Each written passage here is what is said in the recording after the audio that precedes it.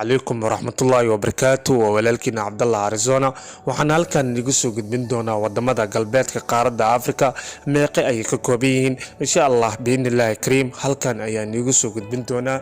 wadamada galbeedka qaaradda Afrika waxay ka kooban yihiin 16 dal juqraafi ahaan galbeedka Afrika aad ayuu ugu duwan yahay qaybaha kale ee Afrika wadamada galbeedka qaaradda Afrika badankood waxaa gumeystay Ingiriiska iyo Faransiiska laakiin markii dambe madax banaanidooda waxay heleen dhammaan wadamada xubnaha ka ah galbeedka qaaradda Afrika waxaana kala yihiin Benin, Burkina Faso iyo jasiiradaha Cape Verde iyo Gambia iyo Ghana iyo Guinea Bissau xeebta Falmaroodiga ee Ivory Coast, Liberia, Mali iyo Mauritania iyo Nigeria, Niger,